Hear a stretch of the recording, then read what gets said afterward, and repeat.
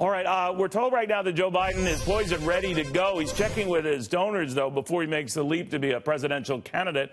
And he wants to make sure that he raises the most money up front in the first 24 hours. That's gotten to be sort of like a test of passage here for candidates right now. The record holder is Beto O'Rourke, of course, who raised better than $6 million in the first 24 hours. Charlie Gasparino has a lot more on this. Charlie? Neil, remember that Shakespearean sonnet, tomorrow and tomorrow and tomorrow? That's what we keep getting out of Joe Biden. Every day, it looks like tomorrow he's going to announce his candidacy for president. Here's what I can tell you. I've been covering this for the better part of the year. As late as last week or 2 weeks ago, I basically laid out this story that's appearing now, and here's what it is. He's telling his Wall Street supporters he's likely to announce in April. He has not made a final decision. He says he's 99.9% sure. That 0.1% is key because, you know, people wake up on the wrong side of the bed when they have to do something and they go the other way. All his Wall Street supporters are saying this. But here's what we do know. If Joe Biden wants to run or does run, he will have support of Wall Street, no doubt. Big hedge fund managers, a coterie of them are his inner circle. A guy named Jim Chanos, one of the top hedge fund managers. He was the guy that uncovered the Enron fiasco years ago. Bob Wolf, who's a contributor to Fox Business. Tom Nides, one of the top people over at Morgan Stanley. He's not in the hedge fund business, but he works for Morgan Stanley. These will represent his inner circle, the guys that he'll rely on for money. They'll be able to raise a lot of money.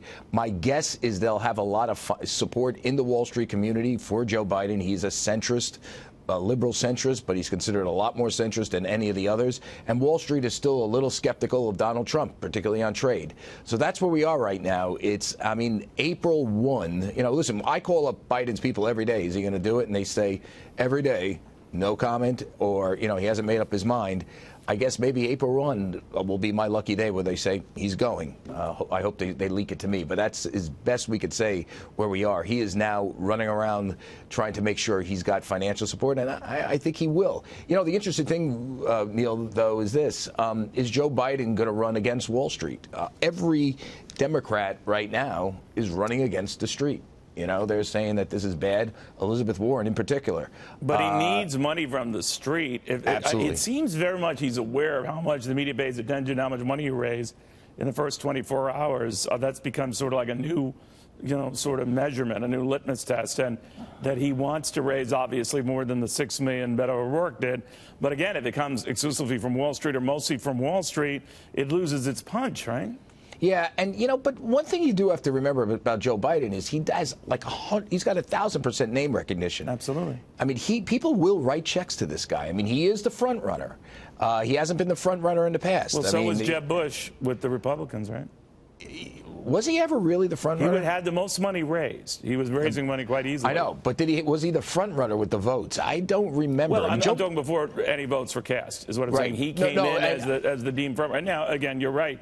It didn't pan out that way. So I'm wondering, you know, Biden might be a case, by the way, we're less than 2 minutes from the president, but Biden might be a case of looking good from afar, but once in the race, far from good. Two other presidential runs that didn't really measure up. So, well, of course, great exposure as Barack Obama's right-hand man as vice president. But. Right, and long years in the Senate and, you know, a lot of connections. Listen, you know, Doug Schoen, smart guy, Democratic consultant, said it on your show the other day with us.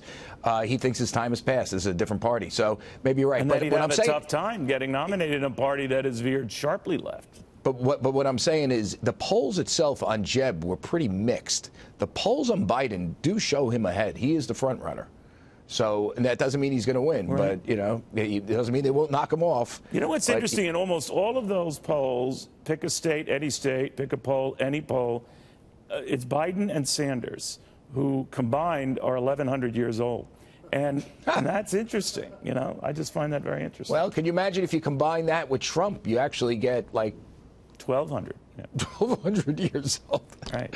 We're going to be attacked on this. You watch. I'm a never Trumper with you. Oh, please. All right. Thank you very, very much.